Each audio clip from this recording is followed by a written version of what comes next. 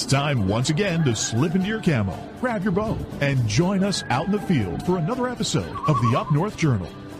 The Up North Journal crew is knocked and ready to rock for another exciting adventure. So let's step outside and hit the trail. Welcome back to another episode of the Up North Journal, everybody. I'm host Mike Adams, sitting in the cabin tonight with Dan DeFaw. Before we get started, we want to help you save some money. That's right, folks. Don't forget to use our promo codes to save that money. And let's start off with buckbaits.com. That's right, the brick and mortar store of Buck Baits down at Sterling Heights, Michigan at 15 and Dodge Park. Go over there. If you're on the website, buckbaits.com, use the promo code UNJ20. That will get you 20% off your order. For those of you who are looking for Easy Cut products, make sure you go to easycutproducts.com. And when you're there, use the UNJ promo code UNJ15 off to save 15% off your order. And let's not forget Lincoln Roan over at packermax.com. It's never too early, never too late to think about the Packer Max. Go on over to packermax.com, use the promo code UNJ25. That'll get you $25 off your order over at Packer Max Outdoor.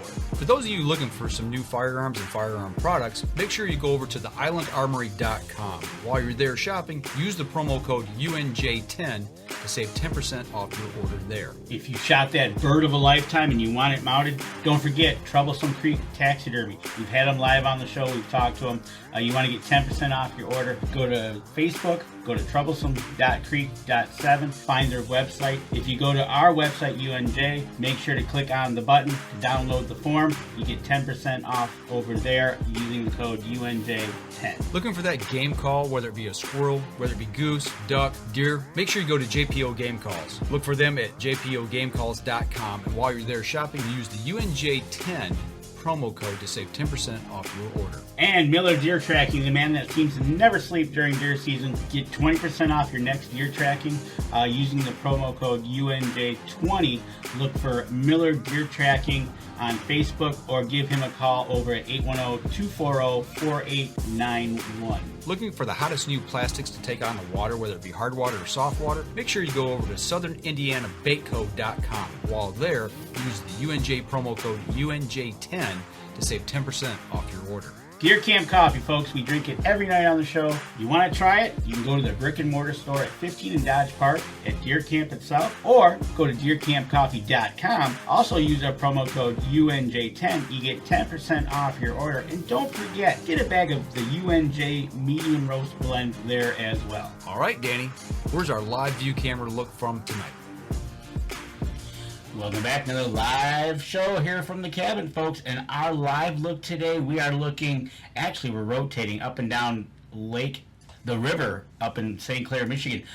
We just had a nice big freighter go by, and of course it didn't make it, it left us. But it is 65 degrees, and look at that camera. Yeah, it's raining here, folks, and it is raining outside. Looks like it's windy too, and I can't believe you couldn't have held that freighter back and told him wait till we go live. I said, hey, could you please stop? And yeah, you know, short guy never gets any attention, right? But what was that? The Algoma? Alcoma that's heading upbound. Yep. Heading to Charlevoix with a load of something, or going to get a load of something. Going to get a load, I think you said. You looked it up on that app, right? Yeah, the Marine app. Pretty cool. Yeah, so the waters are looking a little bit breezy. Be a windy blowout there to be out there fishing right now. I tell you what, we'll talk about it next week. Our fishing trip with Captain Scott over the weekend. When we started heading out, we had some nice rollers. It looked like it was going to be one of those long, but it just went to glass. Make you seasick? Kinda, yeah. So, but ladies and gentlemen, we are back.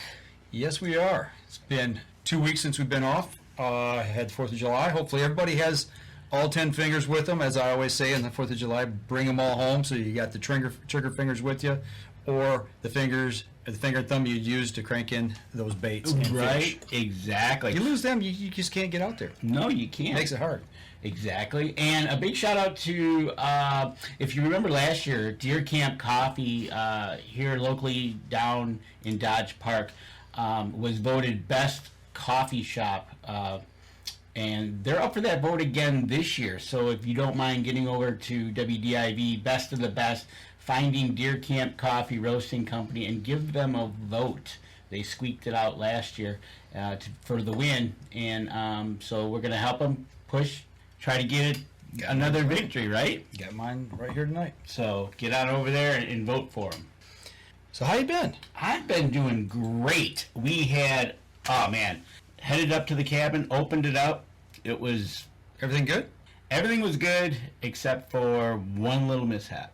And it was by no fault of anybody human, we think. Okay. You know the pump, the Yeah. well pump, right? Yeah. And on the bottom of the well pump is the drain plug. You pull that, you drain the pump, right? Yeah, right.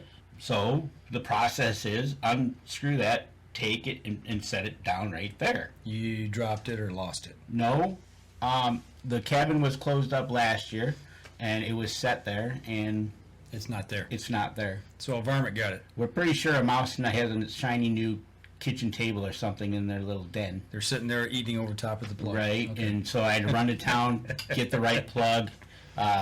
We switched it out, and everything went fine. But the weather was fantastic. Sounds and like you need to run a trap line up there. we were. Kelly was. She got 11. 11? She got 11 Inside or outside? inside. Wow.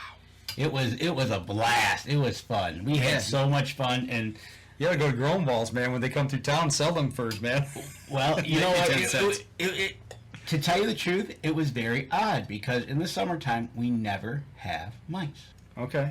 So we have no idea. It was totally odd because it's usually warm outside, so they don't usually need to come inside. Yeah, they set up shop. Yeah, they did. Well, Kelly was on the hunt, and I stopped at Blades Baits, and I picked up a couple lures.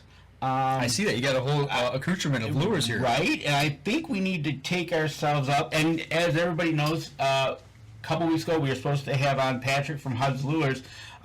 We had a little issue. We had to cancel that show. But we're live tonight, and of course, being the Daily Press, this is their show tonight that we're doing. Their interview for them for Hudd's Fishing Lures is tonight's guest. And folks, if you remember, right, November 3, 4, and 5, coming up in November will be the biggest UP ice fishing and hunting expo, and it's free to everybody. So you go on over there if you want to come up and visit. We'll be there. That's right. We're going to be there live. We're going to have some fun.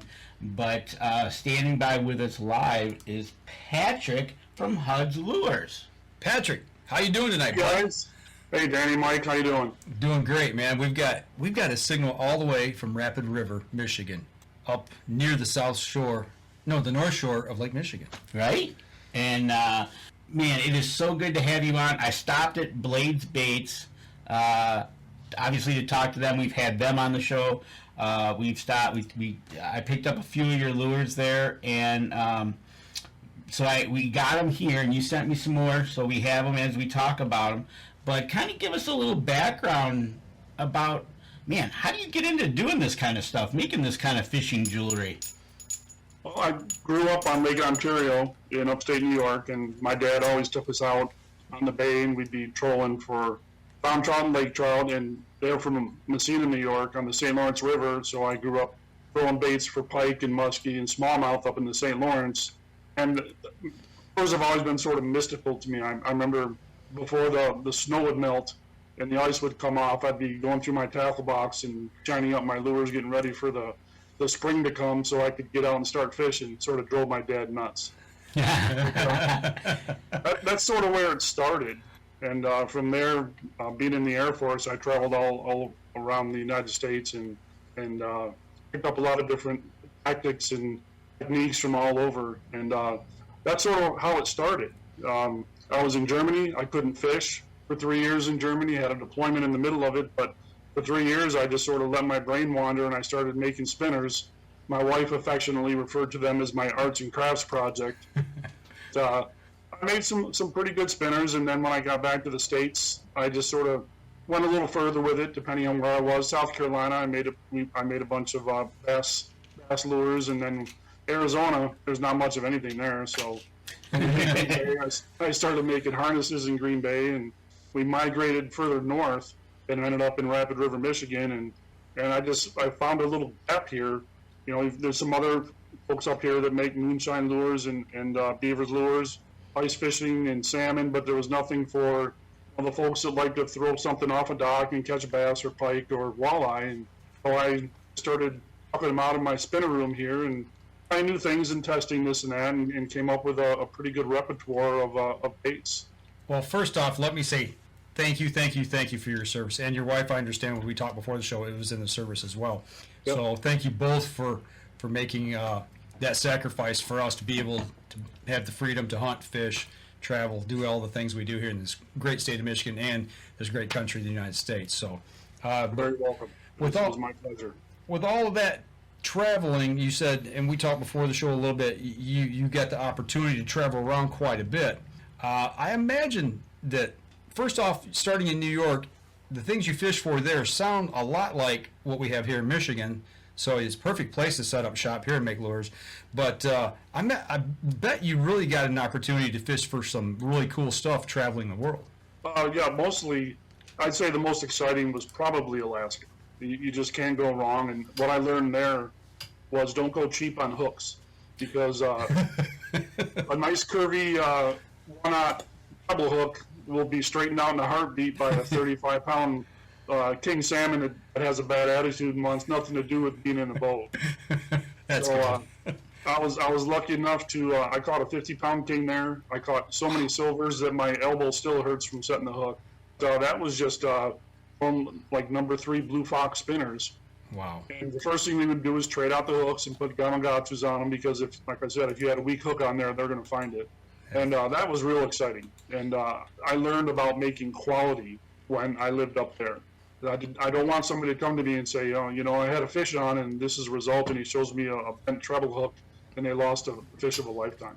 So I make sure I use the best components I can find. As I look at some of the stuff Danny has here that he picked up, that's the first thing I noticed. Everything looks really robust. It doesn't look like some cheap stamped out part. Everything looks like it's high quality, really strong. Right down to even the skirts on some of these spinners is just amazing. It's the work that this went into them. You can tell that these are really high quality lures. So, but yeah, I got to imagine out there in Alaska, the salmon out there are not like the salmon here in Michigan by any stretch of the imagination. No, they're just a fish with an attitude. When they come straight in out of the ocean, they're strong, they're powerful. Yeah. And if you had a weak link somewhere, your boat, your net, your line, your lure, they'll absolutely find it and break your heart. And man. I don't want that to happen to anybody that buys anything that's got Hudd's fishing lures on it. I want to make sure they're stout.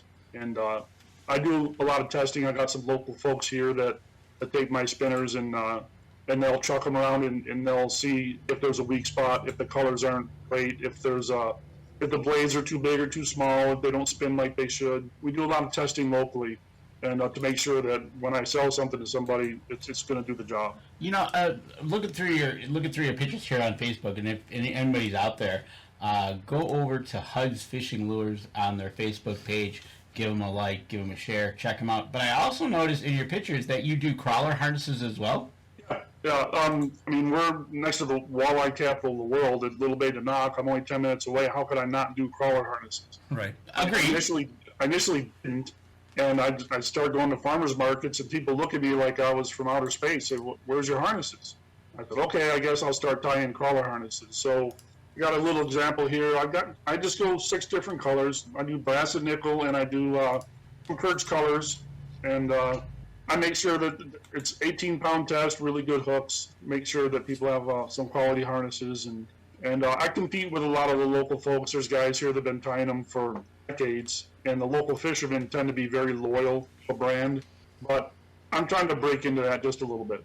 Right, and what? So out of those blades, out of your 6 different blades, what is the most favorite that they seem to go after?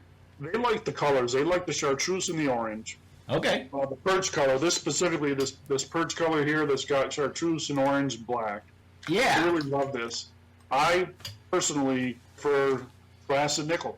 You can't go wrong with the basics. They work well for me. My wife loves a brass. I throw a nickel, and they work great. And you got to have the right size, so you want to be able to get the right depth. Okay. A 3.5 or a number 4 Colorado blade is to the right depth. All right. So she is a fisher. She's an angler as well. Let me put it that way. Absolutely. Yep. It's my butt. All right. Honestly, now you got to give it up. Who's a better angler? He's better at trolling. Absolutely. She puts a harness on, and she'll sit in the back of the boat, and I'm in the front, I'm the trolling motor, I'm fighting the waves. The sun's in my eyes, and but she just concentrates. She does not give in, and I'm getting hungry. It's time to go, and she's like, "Come on, let's go a little longer. Let's troll back to the dock." That sort of thing. She does not give an inch. That's she just awesome. Absolutely loves it. That's a true companion, friend, Yes. partner for life, man. If they'll get in there and last it out in conditions like that, and still want to stay out and going out, hats off to you, man. That's awesome. Absolutely, and that's one of the things, having that partner out there doing that, and obviously she's one of your testers, right? If you does she come up with some ideas for you to put together? She's like, whatever you think I should be using. So I'll try to put the most what I think is going to be the best and most efficient, because I want to see her. She calls it thumping when something hits the rod and the rod's bouncing. She says, I got a thumper. And it's pretty exciting, because oftentimes it's first, but every once in a while she'll look into a really nice walleye, and we get pretty excited about that. Absolutely. Big shout out to Charles Byram watching from Iowa, right? Haven't seen him on in a while. Good to see you back in the show. Yeah, absolutely. Nancy Jackson. I got to correct Nancy. You're Air Force, correct? Yes, I am. Not Navy. He's Air Force. No. She's talking about the lures. Navy. I like the Navy, but yeah, my wife and I both Air Force. They got the planes versus being on the water. They like to be on the water in their own boat, not on a naval ship. So, but I got to ask this question. So, if you're out there fishing together and you say she's better at trolling, is there some friendly competition between the two? Usually, we'll start with whoever gets the first fish, like a lot of folks do when they get on the boat. Mostly to sort of break the ice and get the day going. Okay. Have you ever rigged up something to give you the advantage over her? He's laughing. She's not watching. She's upstairs right now. But no, I make absolutely sure that she's set and ready to go. Okay.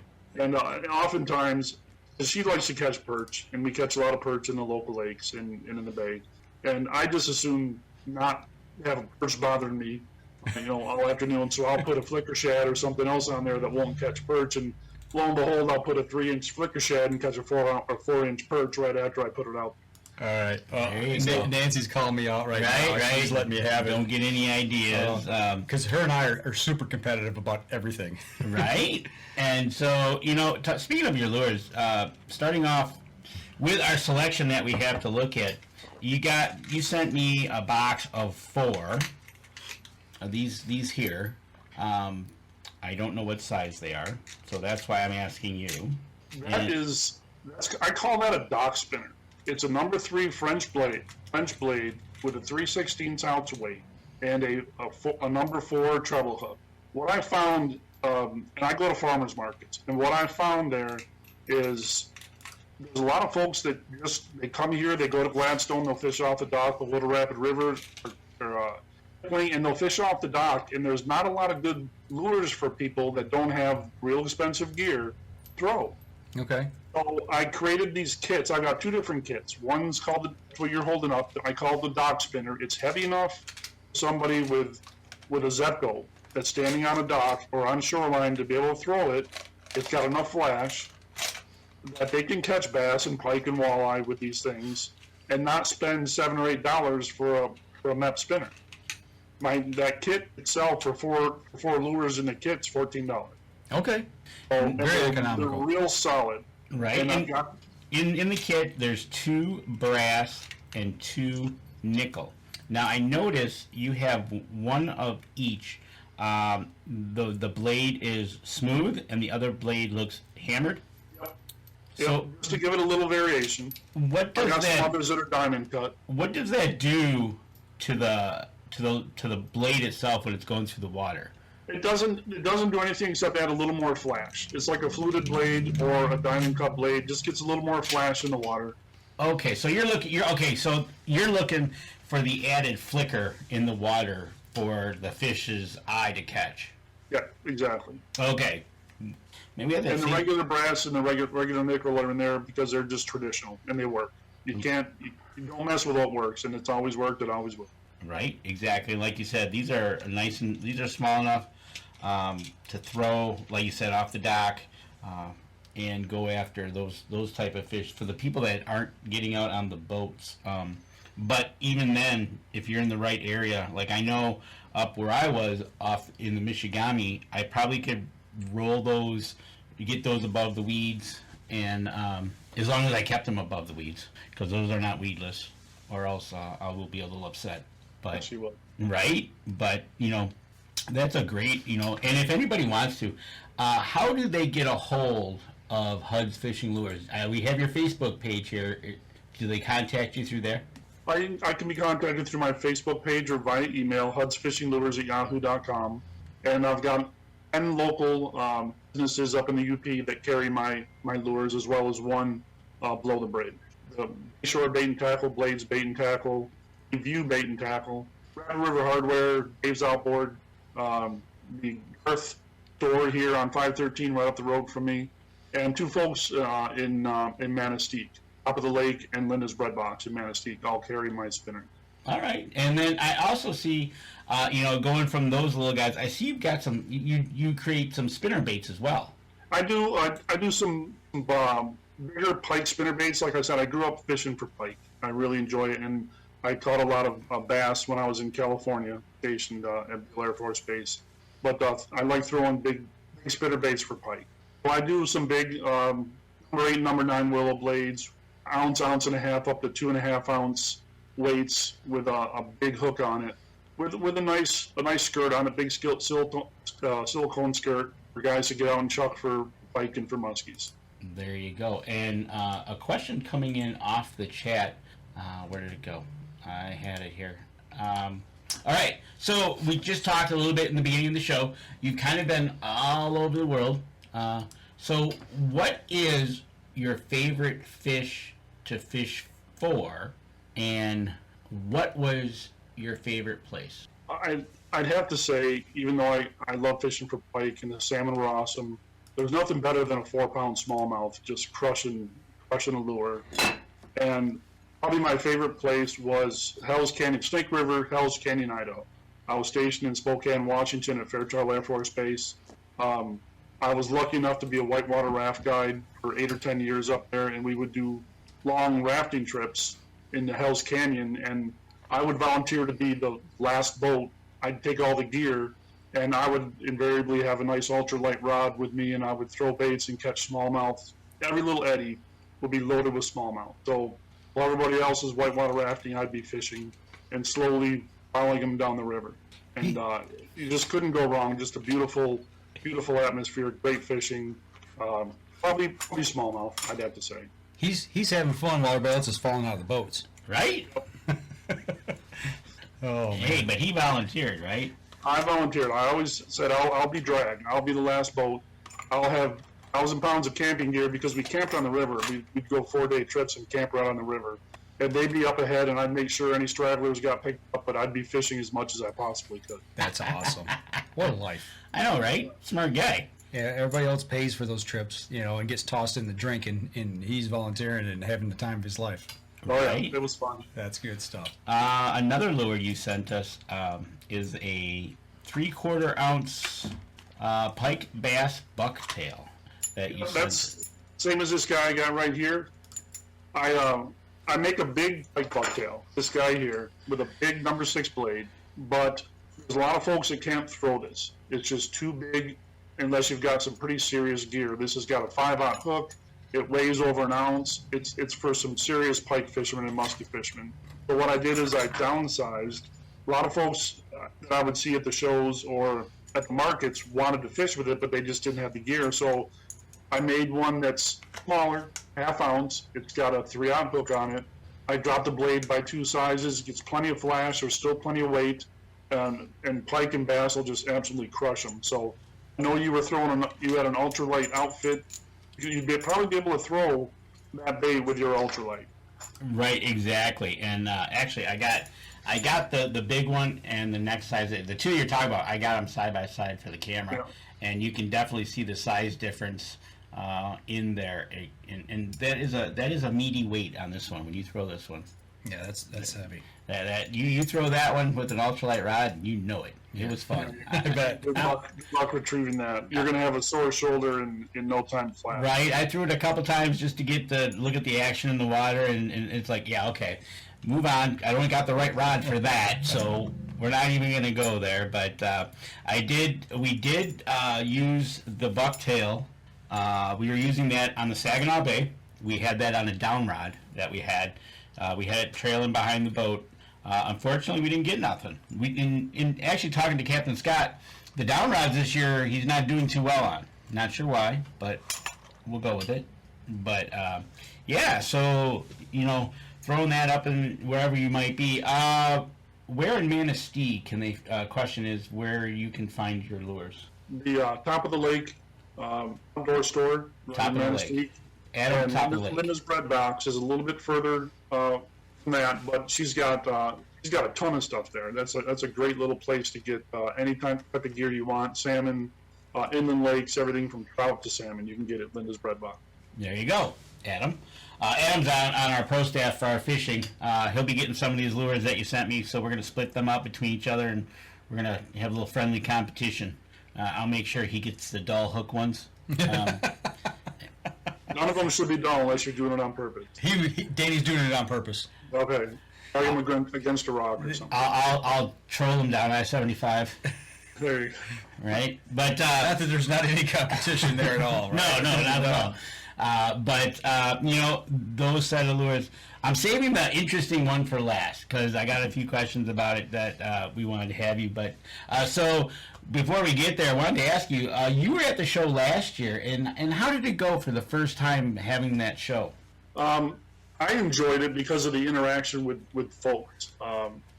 When I'm selling to stores, I don't get to see the people that are buying the lures. I like people walking up to me and asking them about them, and I tell them a little bit about the background, how I came to make a certain spinner, why there's a certain size blade or color, and I really love that interaction. That's where I get the good feedback, and that's how I came up with this dock spinner kit that I did over the winter.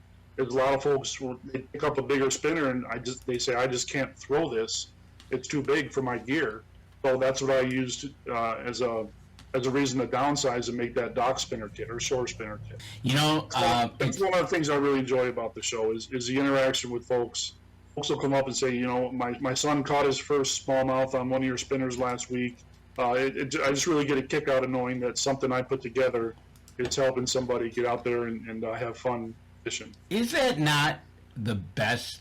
It is. Doing public shows, when we do them ourselves, one of the best interactions you have is when somebody comes up to you, young, old, whatever it might be, and it might be their first fish, their first deer, their first bear, whatever, and having them tell you that story with that smile on their face is just, and you can just see it, and it is just awesome. But, like you said, getting that feedback right from the public, that is number one.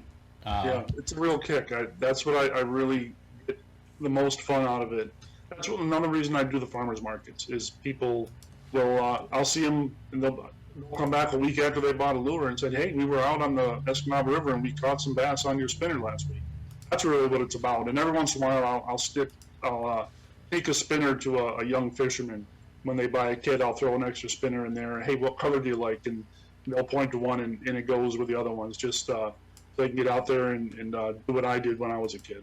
That's great. And I tell you what, by you doing that simple little gesture to that youngster is just, it speaks volumes of what that portrays to them, and you guarantee they'll take that lure and they're going to go try it out.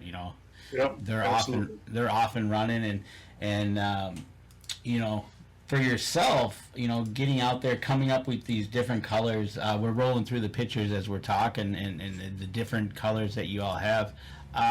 What is to you? What is like your rubber skirts or anything like that? What I see you've got white, you've got orange and green. Is there one in particular that seems to be out and selling the rest? People love chartreuse. Okay. Whether it's part of the Fire Tiger skirt on a spinnerbait or an inline spinner or a grub on my single hook big spinner, people just love chartreuse. I stick with white and black and chartreuse just because they work. It's that simple. Motor oil, that's a really another one that works well. You sort of take what you learn bass fishing with worms, and you use it in other areas. While I love crayfish, love gobies, so you've got to try to match the hatch as it was with those grubs, and it works. It's simple. It's just a little bit of science. Use your brain, and you can make something that it's really gonna slay them. Looking back a little bit, you talked about learning as you were making these when you're in the service, talking about making quality versus quantity, making something that's strong, that's going to last, it's not going to break off, the hook's not going to bend, what have you. Besides that, what was, through them early years, one of the most important things that you learned that you remember going through this that's helped you get where you're at today? I think it's not taking anything for granted as far as you've got to have the right combination of blade, bead, and clevis on a spinner. Mm-hmm. You can't just throw things together and hand them out to people or sell them to people and expect them to work. Because I've got kicked in the teeth once or twice when I put something together, and one of my guys, his name's Chris Schmidt, he's a great fisherman up here, he'll take it out and try it, and he'll bring it back and say it doesn't spin. I said, you're kidding, how does that not spin? And you come to find out there's a little bit of science behind it. The friction with the clevis rides on the bead, and the size of the blade, there's a little bit of science there, and if you don't get it lined up correctly, it won't work. And there's nothing worse than spending $10, $12, $15 on a big spinner, and you chuck it out there, and the spinner doesn't spin, or it's intermittent and it doesn't work. And I've had it happen, and I want to make absolutely sure it doesn't happen on any of mine. So I've learned that you've got to test them before you even think about putting them in a package and selling them to the public. So you've got, obviously, you have got somebody that you work with helping you do some of this testing as well, right? Yeah, absolutely. Chris Schmidt, you probably see some pictures there on my Facebook page. He's holding a 26-pound king that he caught in the Escanaba River last fall. It was on this orange spinner I'm holding up right now. Simple number 4 French blade orange spinner, and that was his personal best. And we went through a couple trials with different sizes and hooks that were bending because I was using too small of a hook. And he would pick it out there and say, hey, try this color, try that color. The hook's a little bit light. I'd go up a size. I went to a 1/0 hook. I went to a 1/2 ounce weight. I got the right size blade, the right size clevis, and he'll text me 10 minutes after he leaves my house and said, yep, they're spinning great. And he sends me pictures of kings that he catches or browns or whatever. That has got to be awesome to be able to get instantaneous feedback from somebody. I mean, you're talking, like you said, minutes. Hey, it works, it doesn't work, we need to change this a little bit, tweak this. That kind of information is invaluable. Yeah, absolutely. He's helped tremendously when it comes to, I've got 4 different colors. I call them my trout and salmon spinners. And it took a little bit of trial and error to get the right combination, but I've got it dialed in thanks to his help. That's cool. And that's one of the things you gotta love, getting that instant feedback. But I kind of want to know how many of these, we see the finished product, we see what you that goes out to the public. You are okay with it. Now, how many have hit the factory floor and been broken? I've got hundreds of these weird aberrations. I look at them a year later and say, what the heck was I thinking? Why did I do that? I'll have a 4/0 worm hook with probably a number 6 fluted Indiana blade, and I'll have a purple worm on it. And I'm thinking, what in God's name was I thinking when I did that? It's just some weird combination. And I look at it and say, okay, I can do better than that. But there's been a lot of busted up bucktails and spinner blades and bent wires and beads rolling on the floor and tore up clevises and hooks in my thumb, and there's been a lot of that. So how many of those weird to odd combinations have you taken out, fished with them, and caught something? I've got a big monster 8-inch grub that I put on I think it's a number 6 fluted Indiana blade with a 1/2 ounce brass bell weight. It's sort of like what you'd find on a Fox spinner.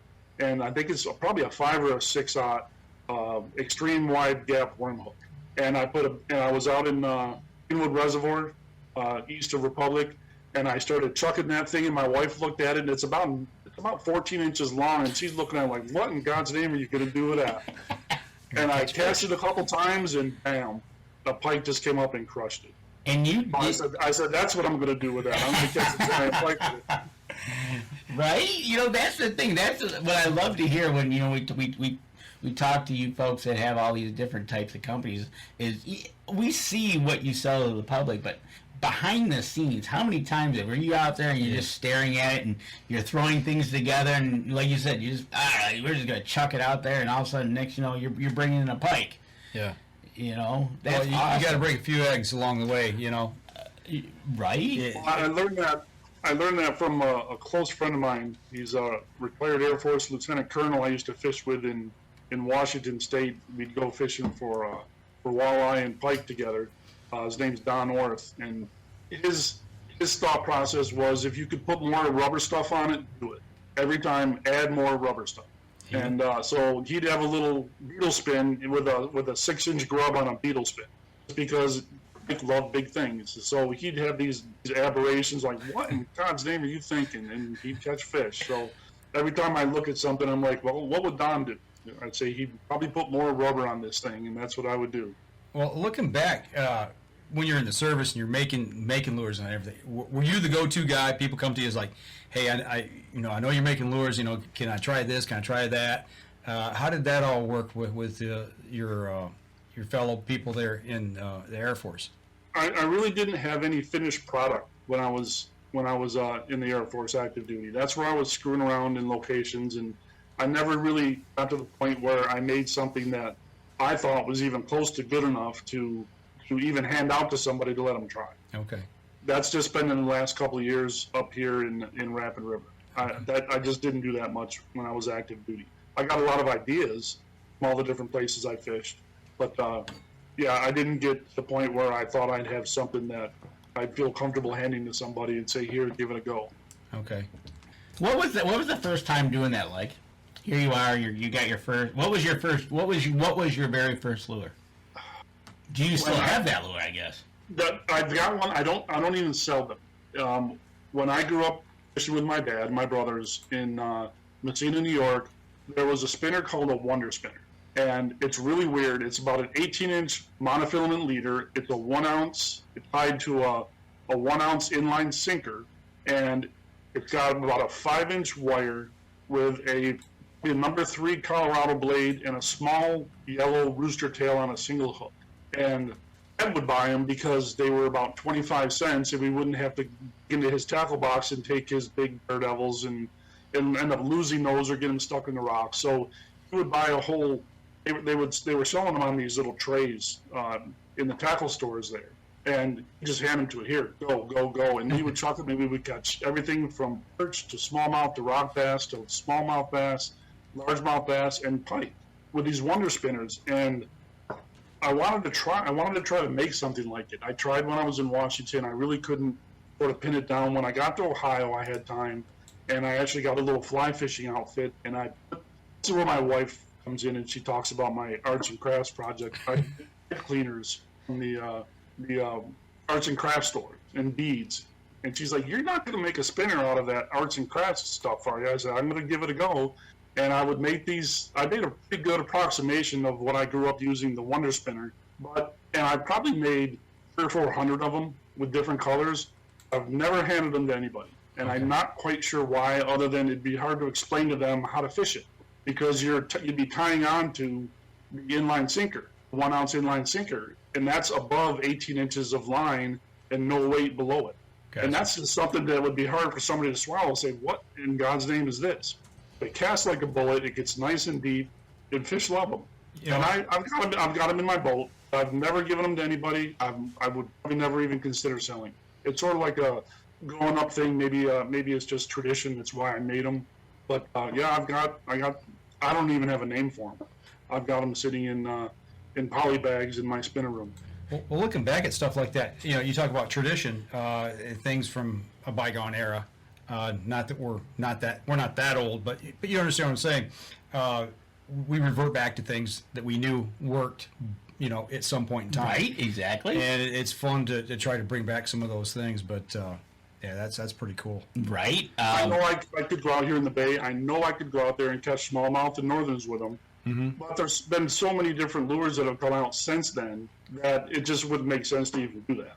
Maybe just for tradition would be the only reason I'd get out there and throw, and I'd catch a fish and I'd smile, say hi to my dad, and put it back in the tackle box and pull it out again next year, maybe. Well, I mean, you look at what rods are made out of now compared to like using a cane pole right. back in the day. You know, when I was a kid, you go out and Grandpa would give me a cane pole to fish with. Right, exactly. And the last lure I want to talk about you sent us is the grub spinner. You sent us 2 packages. Each has a spinner. One's brass, one's nickel, and they've got the green and black, the white chartreuse.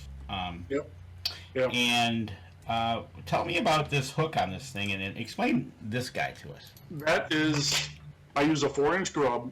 I wanted to find something that had a lot of action, and there's so many different grubs out there. And I know there's walleye guys here that like to cast for walleye as opposed to, instead of just yanking a 3/8 ounce grub off the bottom until your arm's ready to bleed, you can throw this bait, you can throw it near the weeds. And I found that if you put a nickel blade on there with a chartreuse or a white body, a 4-inch chartreuse or white body, the pike and the smallmouth absolutely crush it.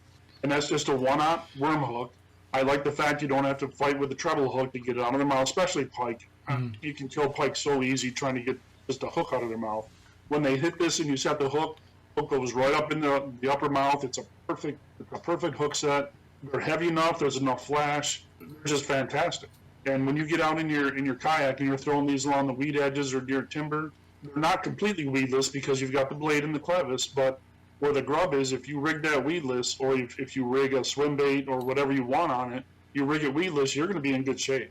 Okay. And I tell you, smallmouth, head of the bay here just last week, I just killed the smallmouth with the nickel, with the chartreuse and the white. They just ate it up. You know, I was looking at that, and I'm actually thinking trying a few other besides the grub on there. I want to try a paddle tail on one of these. Have you ever tried that on one of those? I haven't done a paddle tail. I've done some different types of grubs that didn't have the wide tail.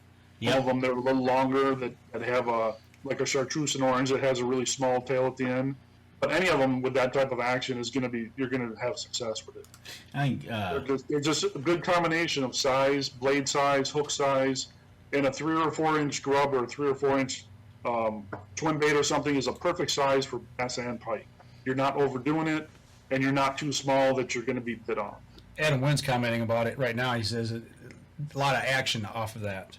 Yeah, I mean, that grub just, man, it just twists and, twister tail just really cruises. You got some great spin, some good color. You can go darker in darker water, you can throw it through some weeds to get the walleye that are sort of hiding in the weeds where you can't get them with a crawler harness and you're sick of throwing a jig. And they're sick of seeing a jig. Well, this is a little different. Something just a little bit different.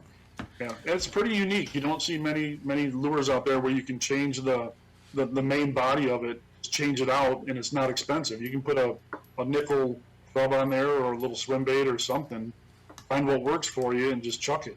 exactly. And Mark Coleman has finally joined us, and he's off to a flying start. As he says, I'm safe from fish because they love big things.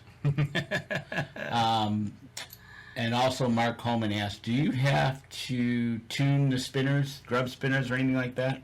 No, as long as you've got the right combination of clevis and the bead that's under the clevis and the right size blade, there's no tuning. Once in a while, a pike will take your wire out of whack a little bit, and you got to straighten it up a little bit. But as long as you don't damage the wire where the clevis is, you're golden. You're good. And there you go, folks. And what's the retail on one of these by the chance? The grub the spinner. grub spinners, I put different color grubs with each one. Retail is right around $7. And it comes with the two It grubs. comes with 2 different grubs. Yeah, with a nickel, I'll put the white and chartreuse in with a nickel to give people a little bit of a choice there. And with the brass blade, I'll put like a oil fleck and a black for the darker days. And if you want to throw it around the weeds for smallmouth or for walleye. So that's called oil flack? It's motor oil. Every company has their own different term for Right. it, but the gold flake in the motor oil color, it's a real eye catcher, and it's dark enough where maybe a little bit like a goby or Right, like you were saying, like match the bait fish. yeah, try to match what's in the area. If you're in rocky area, you're going to match for crayfish, or you're going to match for gobies anywhere in the Great Lakes, really, for gobies. Smallmouth and gobies just sort of go hand in hand. So there you have it. He has literally got a spinner bait for just about everything available here in Michigan and beyond. And a great place to use them right here in Michigan. Right, exactly. If you want to go a little bit smaller, or even going up to the big 1.5, you know, this guy right here, you know, he's got it, and he's been doing really good up there in Rapid River. And folks, if you're available and you have time to get over to the show on November 3rd, 4th, and 5th, you can actually talk to Patrick live in his booth. And, of course, we're going to be there, so you know something's going to happen. Yeah, something's going to happen, all right. Right? But other than that, get over to Facebook, check out his Facebook page. If you want to purchase any of these, reach out to him through Facebook. I think he's got his email here as well. You can get a hold of him, get the prices for each and individual ones that he has out there, and he will be glad to take care of you. Now, at the show, I gotta assume you're going to have a full spread of all of your lures there available to purchase? Oh, yeah. I'll have everything that you've seen here, plus I may bring out some of my odds and ends, my Frankenstein projects. Okay. I've got some big number 10 Indiana blade musky lures that I've screwed around with a little bit that I'll have out there. The kids love them. They look at me and say, what do you catch with that? I don't catch anything with them, but some guys do. Right? But yeah, I'll have everything out there. Another question from Mark Coleman, and I understand this question. What is your opinion on a pink grub color? Pink, I've had really good success. Bubblegum isn't far off from pink. I've had really good success throwing bubblegum Senkos in North Idaho for smallmouth and for largemouth. I haven't used it much out here, but I think color catches fishermen more than it catches fish. But some people just swear by, if it's not this color, I'm not going to use it. Well, if you use a certain color long enough, you're going to catch fish on it, and that's what you're going to swear by. Right, exactly. And I know Tammy's got a tackle box full of the pink. Mm-hmm. Right. So, but you're right about that. Some when you go look at the racks of all the different rubbers that they have, the rubber lures, the grubs, the Senkos, all the different colors, metal flake, you name it. Man, fish must get confused at times. Hey, What that's in the pink. lake looks like anything like that? Is there anything that's pink in the lake that a fish would want to eat? It's me, but they still work from time to time. So Right. stop them. Exactly. So, you know, I don't know. Sometimes I like you, I might buy it just out of sheer curiosity of, okay, I got one. Yep. Am I going to catch anything with it? Got to find out. We'll throw it and try it. Got to throw it. So, but other than that, you know, we can't wait to see you up at the show. But we got a few questions that we do want to ask you as a newbie to our show. And so if you are ready. Sure. Oh, Tammy's calling me out. No, I don't, D. Lies, all lies. I think she's got a pink tackle box, too. Probably. Oh, what is the best knot to use to tie these to your line? I've been using a trilene knot since I was a kid. My dad never showed me. I learned it on my own. He had his weird roll it over 8 times, put it back through thing that I couldn't tie as a kid. I learned a trilene knot, and it's never failed me. Okay. All right. It's also called a Palomar knot. Okay. So There you go. If you had some line there, I'd have you tie one because I want to see it. But I can go. they're simple. They're Right. simple and they work. YouTube. That and the YouTube, you know.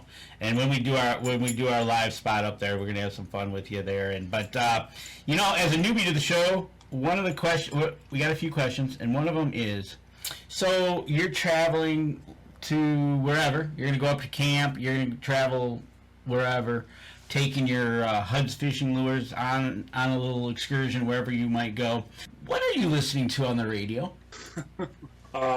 my wife talked me into getting Sirius radio, and it's usually classic rewind or the 70s. I think it's the 70s channel. 7 on 70s. I'm not a young guy, and on the far end of my dial, or on the far end of my screen there, she's got the hair bands, because she's younger than I am, so she's got the, every once in a while I'm listening to some good old Simon and Garfunkel, and she hits Cinderella Winger or something like that. It's blasting on my stereo, and she's bouncing around in the seat. I'm like, what the hell is this?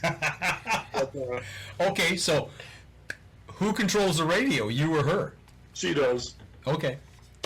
I like them already. Classic rewind to hair bands. You make a great couple, trust me, because that's how it works in my truck. It's like Yeah, we got it all covered there. exactly right. Until my daughter hops in and she wants this 80s pop stuff for, I don't know what that is. Well, that's not bad either. 80s on 8. It's when you get up into the. I don't do the rap thing, so we pass on that. So okay, so you're listening to the classic rewind as you're tooling down the road. You and the wife hanging out, jamming. She switches the station on you. What's your go-to snack that you have in the truck? I don't snack in the truck. She'll have mints and she'll have gum, but I won't snack in my truck. It's too damn expensive to make a mess in my truck. So I don't snack in the truck. He said he doesn't. He didn't say that she doesn't, though. Right? Do you let her snack in the truck? She'll have mints in the. I'll be out every once in a while if I'm going to camp and it's early in the morning. She'll make me a sandwich of some sort, and when I hit M69, when there's no traffic, I'll start mowing on my sandwich. But other than that, I just don't do it. You take 2 over to 69 and up through. Yep, 69 up through Felch, up to 95 to my camp in Republic. Yep, through Segola. Up through Segola and that nice little back road there where the lumber trucks go 65 miles an hour and a 55, and there's deer around every bend. Oh yeah. It's pretty scary at times. I make that left-hander to head to Crystal Falls at that point, so it's like, Mark Coleman's a hair nation. All right, we do have another question. For someone who has never thrown a spinnerbait, what is a good pointer to them and how to fish it? You know, you can't go wrong with a white 3/8 ounce spinnerbait for bass or pike, but you can't use a leader and you can't use a swivel. You got to tie direct to either the R bend or the loop.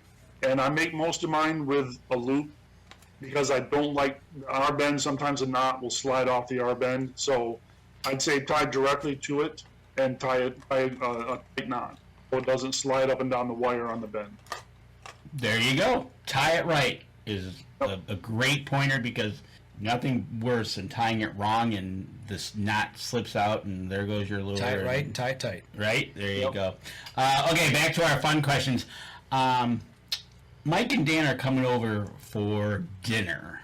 What would be the meal that you would say, hey guys, you're here for dinner. I am going to cook you. What would be the... It won't be pasties, much to my wife's chagrin. It'd either be kudigi or tater tot casserole. Kudigi? Kudigi. Explain. That's an Italian sausage patty with pizza sauce, mushrooms, and cheese on it on a bun. I first had it in Ishpeming. There's a Lowry, I think it's called Lowry's. My wife introduced me to it when we were visiting after we first got married. Check it out, Kudigi. It's Cudgihi, I think, or Cuhdgi. It's spelled weird, but it's a great sandwich. A Kudigi sandwich on the grill with provolone cheese and pizza sauce. All right, so when you get the correct spelling, text it to me, and I'll have to look that one up. That sounds interesting. It's good, really good. Is she originally from Michigan? Yeah, she's a Yooper. She's from Ishpeming. Okay. Thus the pasty. There you go. Yeah. She's a pasty machine, and I call them dirt bombs. I shouldn't say that live on UP, but I've tried them before, and anytime you need to have a quart of ketchup next to you, there's an issue. Ketchup? That's what they put on their pasties. No. Traditionalists use ketchup. You cannot use gravy. Okay, so that's why I'm a troll from down under who uses gravy. There you go. No, you can't use gravy. You wouldn't use gravy in our house. My wife would have your head. It'd have to be ketchup. I'd sneak it. So going back to tying the right knot, would you fast retrieve it or slow retrieve it?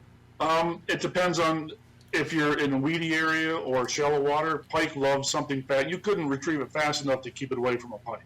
So I'd chuck it and just bring it back and cover as much water as you could. There you go. All right, last fun question that we have. We've had this great meal that you prepared for us, cootie, and we're sitting down by the fire, and you say, Mike and Dan, this is a story that I've got to tell you that resonates with me from the outdoors or whatever it might be when you were younger, when you're older. It might have just happened yesterday. What would that story be? When I was in Desert Storm, it's got nothing to do with the outdoors. It's just something that, one of the strangest things that's ever happened to me. I was on an island called Masira off the coast of Oman in the Persian Gulf. And I was there with the B-52s and KC-135s. And we had step-down transformers because everything there was 220 and everything we had was 110. And we had transformers plugged into everything.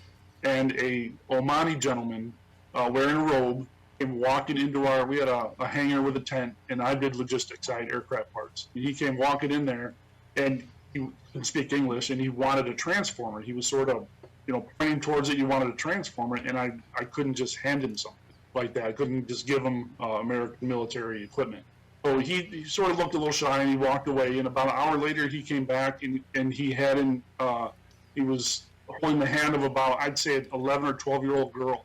He wanted to trade me I believe it was his daughter, a transformer. He tried to hand me her hand, and in exchange for a step-down transformer. And I was sort of blown away. I didn't even know what to say, and I didn't want to start an international incident with this Omani gentleman, but I'm not even sure how I got out of it, but I swear he wanted to give me his daughter. Wow. In exchange for a transformer. let me go talk to the higher-ups. Right. We'll be right back. That was something. Wow. Something I've never experienced anything like that before. Nothing to do with the outdoors, just no, but I tell you what, sweet story. Yeah. you'll never forget that story. That's for sure. Well, you're just talking about different cultural differences, really. I mean, what has value versus what we hold dear to our hearts. I mean, it's right. Wow. Yeah. Cool. Weird. Yeah. Tom Gensel's chiming in. Cudighi, Cudighi. Oh, yeah. That's it. Yep.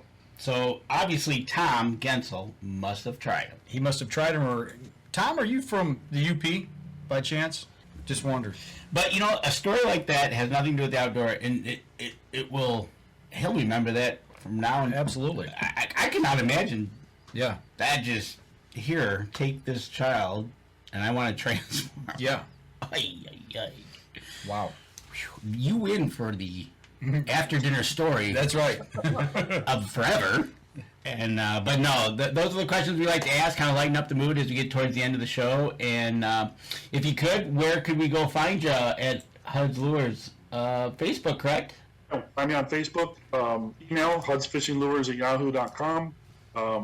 And check out one of the locations where I've got my gear for sale. Exactly. And if you want to find out where he has some of his gear for sale, give him a shout, email him. He'll gladly tell you where his stores are that he has them in the UP, and he's got one in the lower. So, and remember, folks, if you're going to be in Escanaba for November 3, 4, and 5, the biggest show expo in the UP Ice Fishing and Hunting Expo, November 3, 4, and 5. Yours truly, Mr. Mike and Adam will be there. I'm pretty sure finding trouble. We can find trouble. Yeah. Trouble seems to find us. Right? Exactly. So, anything else for our... Oh, Tom says he's born and raised in Flint, Michigan. Just FYI. So he's not from the UP. So he's been up there. Right? He's familiar with Cudighi. Is that how that's how you pronounce it, right? Cudighi? Cudighi. There we go. So, do you have anything else for our guests? No. Well, I could ask a million questions, but we're running out of time. So Right. I think, we'll wrap it up. But I tell you, if you'll hang on with us here after the show, we're going to wrap up the show. Just stay on the line with us here briefly, and then we'll let you go. But for those of you who listen to the podcast version of this over on iTunes, make sure you stop in, give us a review there. That helps us and helps the people who support us. And for those of you who are on the live stream right now, take and go over to Hudd's Lures on Facebook, smash that like button, do the same for us as well. and any of the other social media outlets that we're on. That helps people who support us as well. And for those of you listening to the podcast, you got to go over to Facebook. Yeah, because we showed some things here live on the show. We product. We can't put the product through the earpiece, but we'd hook you. But you'd have an earring, right? Give them an earring. And so in a few days, the show will be also on our YouTube channel over there. So feel free to go over there to YouTube, look at it, subscribe. We'd be glad to have you a subscriber. Something else that we just started that we're starting to play with a little bit is TikTok. I've got 5 videos over there from my vacation, outdoor related, all kayaking right now. So hopefully we can get this thing up and running. You guys will start to see some videos from us in the outdoors. So that's right. So next week we'll talk some more fishing about our fishing trip. We can do that and vacation and all that kind of good stuff. So yeah, I was on the water 5 days in a row. So we got a lot to talk about, a lot of pictures to show. So Tom Gensel, Ralph's Deli in Ishpeming. Does that ring a bell? Yeah, absolutely. Okay, so that must be They where they do great pizza and great cookie. Okay, sounds like a stop. I know, right? I think I might have to go through there when I go up to Lake of the Clouds. You can take 28 across if you want. Yeah. So go all the way through there. So we'll have to check it out. Absolutely. So that'll do it for us this week. We'll be back again next Wednesday night, 7:30, same time, and we'll kind of catch up on some things since we've been gone the last couple of weeks. Yep. So everybody take care. We'll see y'all again next week. This episode was brought to you by Deer Camp Coffee, Buck Baits, JPO Game Call, The Island Armory, Hacker Max, Sunrise Archery, and C3 Better the Hunt Technology. Thanks for listening, and join us again here next week. Until then, remember, as we always like to say, if you're out on the water or in the woods, shoot straight and be safe until next week on the Up North Journal.